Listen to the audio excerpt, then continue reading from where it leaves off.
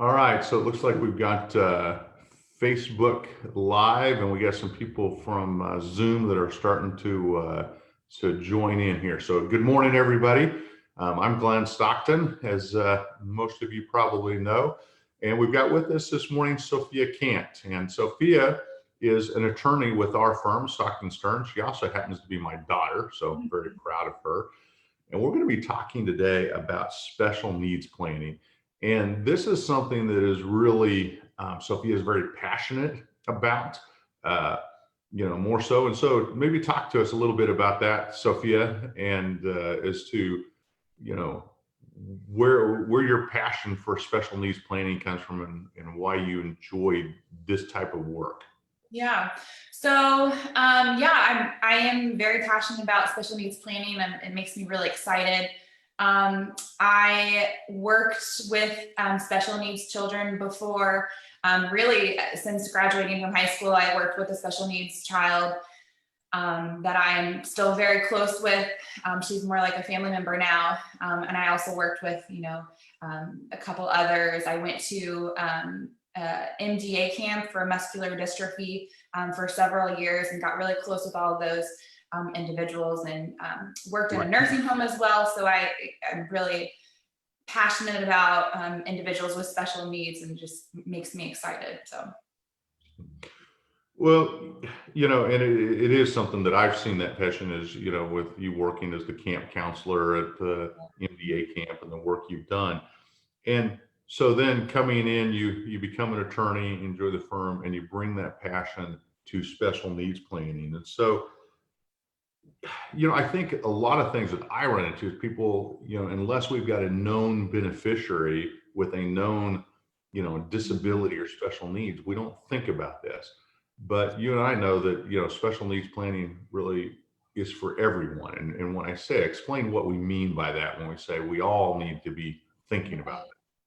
Well, so I would say 5 to 10% of the population has some sort of special needs. So it's out there. And I would say most of everyone probably knows someone or has a loved one who, has a special needs disability or is on some sort of public needs-based benefit.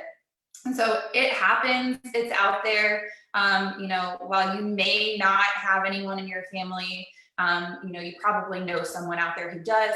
And, it is for everyone, because we don't know the future. We don't have that crystal ball where we can, we know it's going to happen. So, just having, doing that special needs planning in advance, protects you and your loved one. So it is for everyone. I often liken it to, I like to use analogies or other, but I liken it to a sweater in the suitcase. And I tell clients, look, we don't have any special needs ourselves. We don't know, we don't have any family members that have special needs.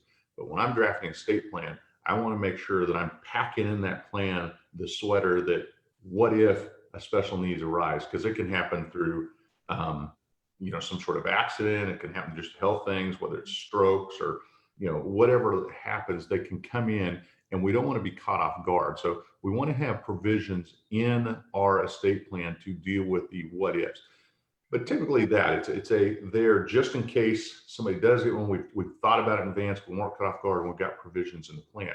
But when we have a known beneficiary with a known disability or special needs, well, at that point, we're going to develop that more fully. The other way, we don't know what that special need is, who it's going to be. So we cover it kind of in general, Right. to make sure we're covered. Yeah, So, we do some pretty generic planning if we don't know, but we can get pretty specific with, and really, get a specific plan that's really special for that individual. If we do know that they do have a disability, and what type of disability, and what type of planning do we need to do? and I'm going to want to drill into that a little bit as we, go through today. But before we get in there, talk about misconceptions, I guess, if you will, about special needs planning. As we meet with clients or whatever. So maybe talk about that a little bit. Yeah. So I would say, there are several different misconceptions about special needs planning that we see people have. One I think is, special needs planning is poverty planning. It's only for the poor people. And I would say my answer to that is it's not true at all. This is for lots of people, and it's for people with wealth. And so I wouldn't, I think that's definitely a misconception that people do have a lot. Kind of to go along the lines of that, when we do special needs planning, a big focus that people tend to really, be focused on is that we're doing this planning to preserve their public benefit. And, that's really if you focus on public benefit, you're really missing the big picture, I think, because, there's so many different resources out there for you, different private services or, things like that. And another thing is that, just like coverage is constantly changing. And so we can't focus directly just on the preservation of public benefits. But I think that's where the not just people, but vast majority of attorneys who do this plan, unless this is something that's really their special, that they really is just focused on preserving that public benefit. How do we keep money that we inherit or maybe money we've received through some other way, but how do we prevent that money from interrupting or interfering with the public benefit?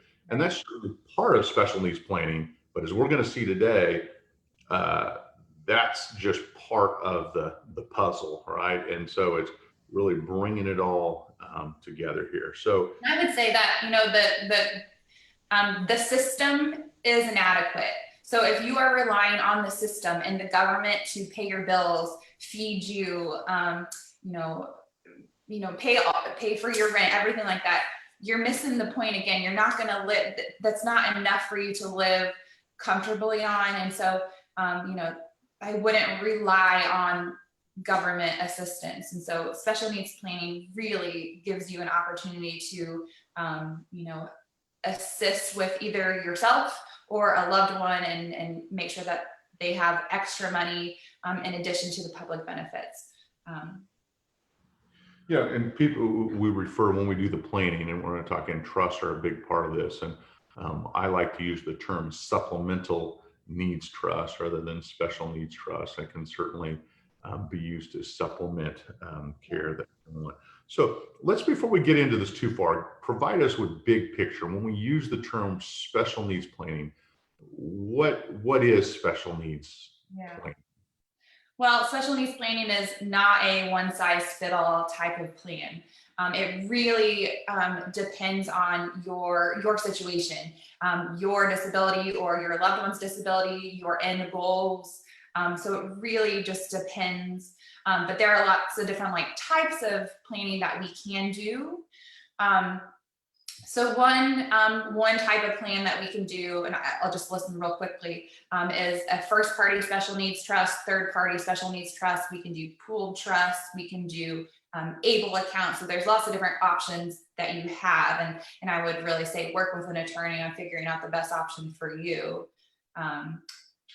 The able accounts, it's interesting to bring that up because it wasn't that many years ago. I can't remember exactly what year, 2012-ish, maybe 14, somewhere right in between 2012, 14, if I remember right, that legislation passed, that these able accounts came in, and everybody in the special needs planning community got really excited about this because I thought, oh, well, this is going to be a great tool. But we've certainly learned as we've gone on, there's limitations to those accounts. And so they have a place for sure that we can go to. Right. They have limitations. All right, well, you threw out some terms there. So for people who aren't familiar with this stuff, you've talked about first party trust and third party trust. And I don't want to get too far down in the weeds on here, but basically most of the time when we're doing the planning, I would say the vast majority of the plans we're doing are third party trust. So why don't you talk a little bit about what do we mean when we talk first party, third party, because those are important distinctions.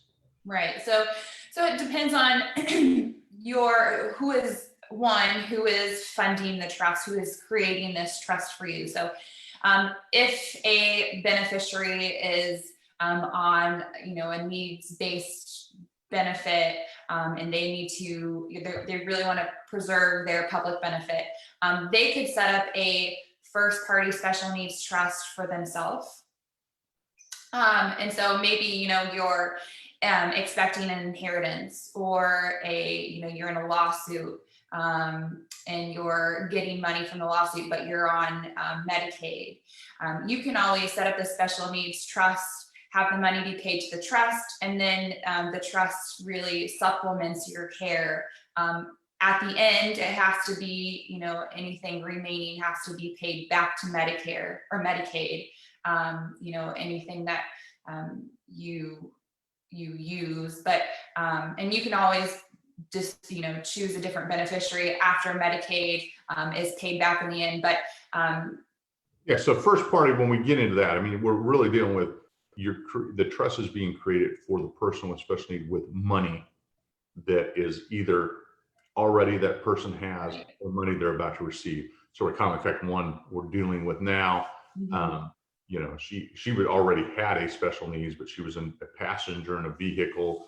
There's an accident, and she's injured, and now there's money that she's going to be receiving. And so, the idea of setting up this trust for her, so there's people that are helping her manage her money, because she doesn't manage her own money, that's making sure her care is provided, make sure it doesn't interrupt the benefits she's receiving. So that's a first party trust. And we will see that often in situations with accidents. Oftentimes it's not somebody that already had a special need. Maybe they're seriously injured in an accident. I remember one that I worked on many years ago, where as a child she's in a car that's hit by a train. And so as part of this settlement, the court directs that this trust be set up and the money goes in, because she obviously, she was young, and with her special needs, she wouldn't be able to manage it. So those come in, but that's not the majority of the cases that we deal with in when we're setting special needs planning and doing the planning.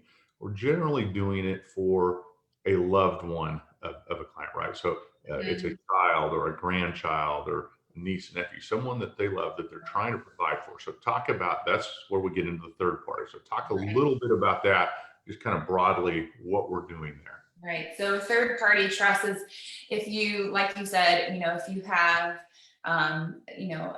a loved one, maybe a niece, a child, anyone that you wanted to provide for, and make sure, you can set up that third party special needs trust.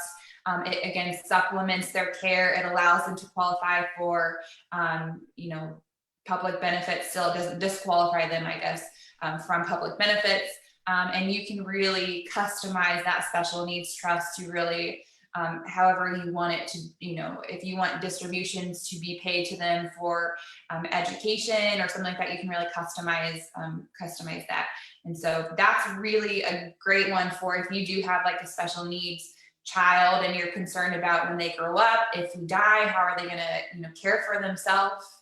You really want to look into a third party special needs trust. Well, and you talked about misconceptions earlier. So this is one I'm going to get in, where people, they have misconceptions about what they can do or what they should do. And, there's so many things. So I want to dive in, because this is really where I think your passion comes through, and when you design these plans, of making these plans so they're truly a blessing for that beneficiary. And dealing with where people oftentimes, and I guess I'll just throw out that one of the misconceptions we see is that people will think, well, I'll just leave the money to one of the other children. I've got a child with special needs, but I've got, another child or a couple of children that don't. I'm going to leave it to the children who don't, and they'll take care of their sibling with special needs. Right. So talk about that, or where you see that go wrong, and why people make those decisions and how they might do it better. Yeah. So I think it's, often very well intentioned. We have really great intentions when we do that, because we think, our child, the sibling will take really good care of them, and they probably will. But I think you're placing a lot of burden and responsibility on that sibling. And while they may have really great intentions, one, I would say the parent has had years and years of experience and time to research the illness or the disability and research resources out there. And so they really know what they're dealing with. And then a child doesn't know, I mean, do we know all of the tax issues and all of the requirements with, for the public benefits? What if we distribute out too much to them and now disqualify them from receiving a benefit? So maybe we distribute out the proceeds from the trust too quickly or too slowly. And so, it's just a sibling or a family member oftentimes mismanages the trust assets. Again, well-intentioned, but there's just a lot of responsibilities and things that they do need to know, and it's difficult. So, Well, and things that we've commonly seen, and I'll just kind of give a scenario, but a family with, let's say, 3 children, one of them has special needs, and so then the family, instead of setting up this plan for it, they just say, well, I'm just going to leave it to the share that would go to that special needs child. I'm worried that one, they can't manage it, and 2, it's going to interrupt benefits they're receiving, so I'm just going to leave it to one of the siblings upon my death, and I know they'll take care. They've helped me, so maybe they'll leave it to their daughter who is helping make sure it's taken care of. But then the son comes in and believes that things are not being done correctly. There's often family conflict that revolves around because we put decisions with one of the children, and maybe that child just going through a busy time of life, and the other sibling thinks that hey, you're neglecting your duties. Money is being spent in ways that the other sibling disagrees with, and now there's this family conflict, and we see that so many times when that's the case. All right, so what are in that scenario? Let's talk about it. We got limited time, and I don't want to get too far down that rabbit hole of where we go. But if we're structuring a plan, what are some of the things that they need to be considered? How can we set up a plan, and how is this going to benefit that family? So we'll use that scenario. We got 3 children, one who has special needs, unable to really manage their own affairs. Maybe they're somewhat independent, but can live on their own, but they really can't manage their own financial affairs. They do have care needs that they need somebody looking after them medically. Paint us a picture of what that planning looks like and how the planning can benefit. So I would say, it really takes, you need a team. You don't want to depend on one individual, one trustee to manage and protect the trust assets and the beneficiary. I think, you really want some checks and balances throughout the trust. And so, we have, in order to create this trust, we need a trustee, someone who's going to manage the money in the trust. But, I would say, there's no perfect one trustee. And so, what we look for in a ideal trustee is someone who really knows the taxes, really knows the public benefit, really knows, the requirements of a fiduciary, really knows the beneficiary and their disability, really is able to monitor the beneficiary, making sure that the beneficiary isn't being financially abused or anything like that. So this, and I would say the last thing that a trustee that you want is someone who is immortal. And I don't know about you, but is immortal. And I don't know about you, but I don't know any trustee or person who is immortal. But, sometimes we set up the special needs trust for a younger child, and, they're going to live for a long time. And so we want someone who's able to be familiar with that beneficiary for a long time. And so I would say, there's no one trustee. So really what we need is a team. And that's what you can do with special needs planning trust, is you can really establish that team. So you have a trustee who really knows how to manage, knows how to invest the property and how to, they know the taxes and public benefits. And so using, and obviously one of our partners in this community cafe is First Option Bank and Trust. And many of you've heard me just rave about them before. Far and away my favorite trust company. They just do so many things so well. They knock it out of the ballpark. in so many ways. They are having that professional trustee, the one who's handling the money, who is often a buffer. So go back to that young girl who was in a train accident, and then you go years down the road, and the mom and dad divorced, and and you had things where there was disputes about how the money should be managed. That professional trustee was able to make sure that the money was managed properly, stay out of the whole fray of the divorce, and they make sure that that money is there for them long term. And the court, I remember as in that particular case, how they commented about the trustee of the level of care that that child was able to receive. This child far outlived her expectancy after that accident. And it was a lot of the care she was able to receive, and it was credited a lot to how that, how things were dealt with. In that case, the things were approved. So Yeah, I trustees think can, it's very important to find that, the corporate trustee, I think, is, or professional trustee is, I think, very beneficial in special needs trust planning. So but with families, and I want you to talk a little bit about how the family can still play an important role there, because the siblings in this scenario that I painted, they're the boots on the ground, right? That so they're not the one maybe doing the fiduciary, make sure that we're doing anything that's tax advantaged and not doing anything that would violate rules of a supplemental or special needs trust, and the care, the money is being properly managed. But what's the role of those siblings who are the boots on the ground with regard to money management?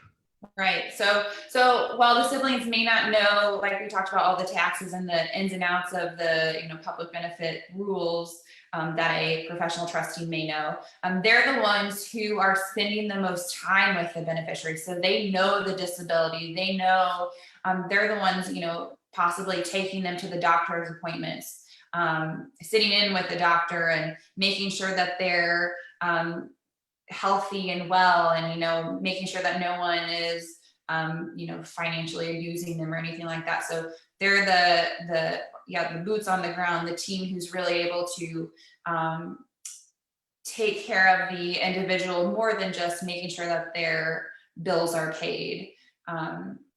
So, setting up and I know with a lot of plans that we set up, what we'll do is we'll have the children, the other siblings on there as an advisory committee, right? That are working with, they're the ones who are, and we can even set up where they're co-trustees with the bank, and many times where they're able to go in and they work as a team, because they're identifying what needs are. And those needs might be, hey, we need to, get more clothing, or, I think, some therapies in order, or I think, having a, whatever the case is, furnishings, pools, whatever the case is needed, they can be on there, and they're the boots on the ground. So it's setting up that team for when, in the third party context, for when we're gone, because when we're alive, we're typically very involved in the care of our disabled child, or if we're a grandparent, we're making sure that that money's there. The parents are the ones that are involved. When we lose the parent, we lose that care team, and making sure that you've got a team that go in place. And if you put all that burden on one person, and for those of you out there who have special needs kids, it's hard, right? And so before you throw that onto your children, know that there's resources out there. There's people that can help. So having that trustee who can take care of all the financial aspects, and that your other kids, that don't have a specialty, can go to them, work with them as a team. And then, so if you talk about, the care aspect that Dr. Williams, so talk about the care management and care team, and how this is often overlooked in special needs planning, and what you recommend that people consider in that regard. Yeah. So yeah, I think it's important to have family members and individuals who really know the beneficiary well, be involved. There's definitely checks and balances in the trust, making sure that they are well taken care of. Like I said, taking them to doctor's appointments, and visiting with them, and a care advocate or some sort of committee can have rules that maybe we meet once a year, which I would say that's probably a little spread out, but maybe once a quarter or something like that, to discuss is this type of plan good still? Is the beneficiary being taken well care of? Is the trustee managing the money well for the beneficiary? So they really have the opportunity to discuss with and meet with the trustee and the beneficiary just to make sure that the plan works, because I think that's a big failure in these special needs trusts, is that we don't have that advocacy team there, and so we just rely on the trustee, and the trustee doesn't know the individual, at a personal level, and so they can't always catch all of those issues that whatever, health wise, if they can't, if they want to go on a vacation and they can't do that because they don't have the money. I mean, like the trustee doesn't always know this. So I think it's really important to involve the family. Yeah, and the term care advocate that you used, I think naming that, and that's when I said earlier that I think so many of the plans that we see that even they've been put together by attorneys, they didn't give enough focus on that part. The financial aspect is one part of it, making and making sure we don't have interruption of benefits, as we said before. That's definitely part of it. Making sure that there's supplemental care that's there, but making sure the medical care, where they're going to live, having everything they need, having a advocate that can make sure that stuff is done. And it doesn't have to be one person. And you oftentimes put together, plans where we have multiple people who are part of that care team, and just talking about that, because again, if you're not there any longer as the parent, who's going to be that team? And can we, because if you put it on one, now you put it on a kid, and you're limiting their ability to go take vacations and do extended trips. And so having a team in place, I think, is so vital, and it benefits your special needs. It benefits the whole family. It truly is a blessing when we do that, and it's something that should be overlooked. Okay, I want to talk, because we talked about the mistake that we see often, where they just say, I'm going to leave the assets to one of the children or to my other children. They'll make sure that the special needs child's taken care of, and then that's fraught with where they can fight over it. The money's now subject to, if the kids go through divorces, if they go through bankruptcies, they get sued. I mean, there's all kinds of issues that come up with that. So putting it into a trust where it's protected tends to be a far superior way we go. Let's also talk about other problems you see, and I guess what I'm getting to here is, I see people who say, well, I'm not going to leave anything to this special needs child because they think it's going to be wasted. That how this truly can be a blessing, and what you can do to say, I can treat this child the same as I treat all my other kids. How does the trust help us in that regard to preserve it, to allay those fears that the parents often have with that special needs child? Right, and I think that is a big thing, that sometimes parents decide to not leave anything for that special needs child, or leave everything for that special needs child, and not leave anything for the other children. So I think that's definitely something that you want to look at and see what's best for your situation. But with those special needs provisions and planning that you can do in advance, you can really make sure that all of your children are treated equally. We can have provisions in just your normal trust, talking about what happens if one of your children do become special needs down the road. We've prepared for them, because if you do have maybe a special needs child now and you have multiple kids, what happens if something happens to the other child? You want to make sure that you still have protections in there for them as well. And so if you leave everything to the one child with special needs, you maybe neglected the other children. So I would say you can definitely take care of all of your children, and if you want it to be equal, you can still have it equally. We have lots of protections in the trust to make sure that they're all taken care of. And many times it is, hey, we want to be equal, or or other cases, we want to distribute our money fairly, not necessarily equal, but fairly. we can take it all in consideration. There's a lot of things to think through with this. Yeah. I would just say, encourage people, work with, when you have, loved ones with disabilities, make sure you're working with people who understand the rules, how these things are set up, and you think through this stuff. It really can be a blessing to your family, and how of doing this planning for them. All right, we're about out of time.